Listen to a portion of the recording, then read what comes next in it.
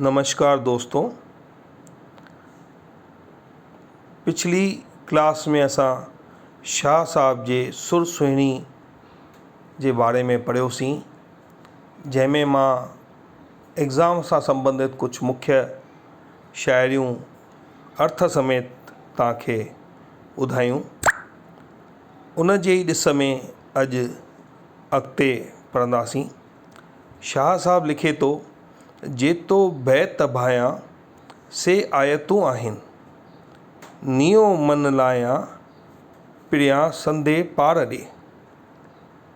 हिन शाइरीअ में शाह साहब चए थो, जेके मां शाइरियूं लिखियूं आहिनि, जेके मां बैत थो सम्झां, से आयतूं आहिनि, अर्थात उहे रूहानी हिदायतूं आहिनि। नियो मन लायां पिरियां संदे पार ॾे, उहे मन खे प्रीतम ईश्वर जे आॾो अॻियां वञण में मदद थियूं कनि ऐं उन्हनि खे पढ़ण सां सम्झण सां प्रीतम जे अॻियां पहुचण में मदद थी मिले।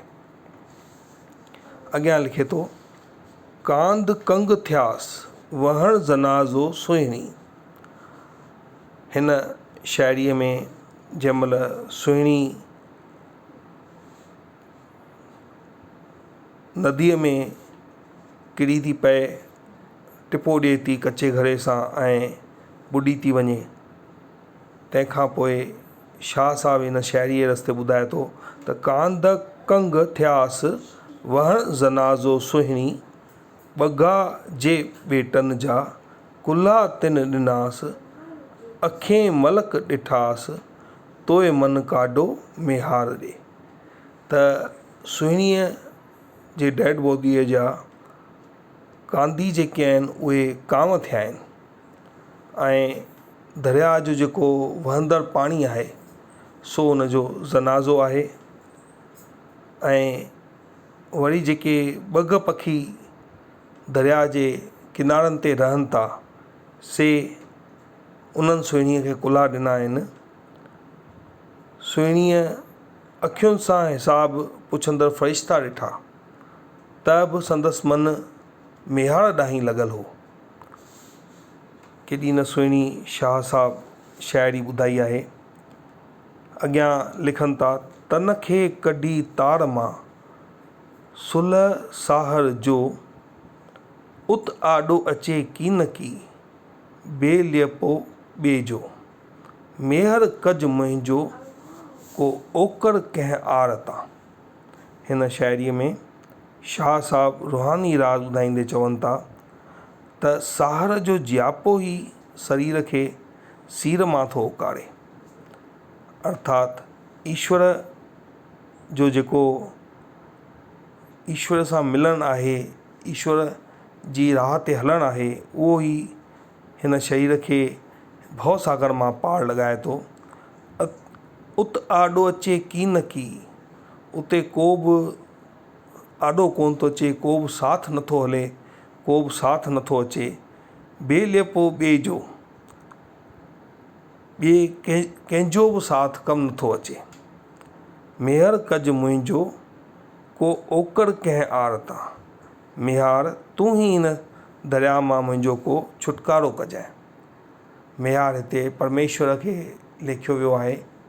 त शाह साहब चवनि था त हे परमेश्वर, हे भॻवान, संसार जा पिता, मूंखे तूं ही हिन भव सागर मां, हिन दरिया मां पार लॻाइजांइ।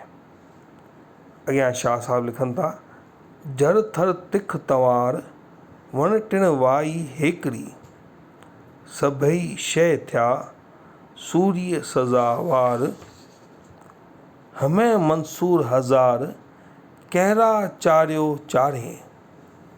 हिन सुर में शाह साहब जल थल वण टिण हिक ई प्रीतम जी आवाज़ आहिनि, हिक ई परमात्मा जी हस्ती आहिनि। सभ में उहो ई हिकु परमात्मा हाज़ुरु आहे ऐं सभु उन मां ई ठहियलु आहिनि।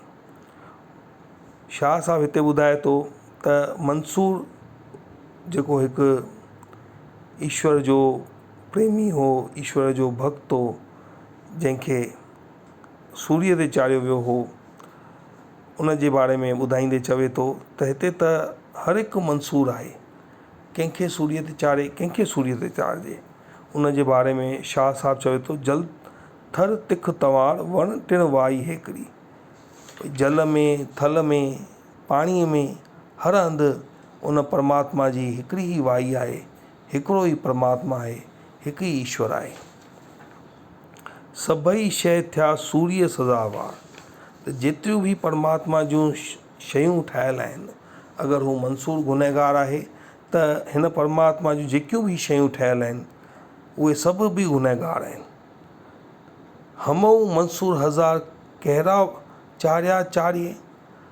हर हिकु त मंसूर आहे, कंहिंखे फांसीअ ते चाढ़ियूं, कंहिंखे छॾियूं।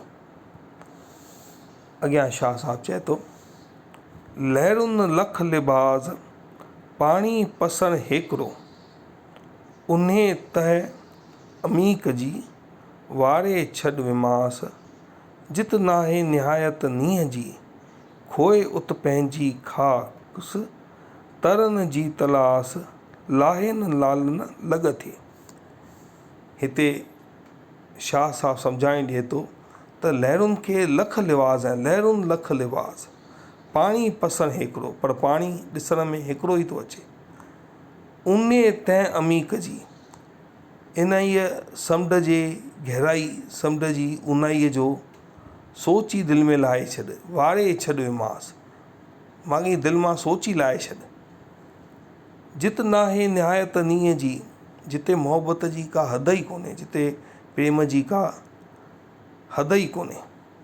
खोए उत पंहिंजी ख़ासि, उते पंहिंजो समूरे पंहिंजो पाण खे ई खोए छॾणु खपे, नास करे छॾणु खपे। तरन जी तलाश मतिलबु किनारनि जी तलाश न करणु खपे।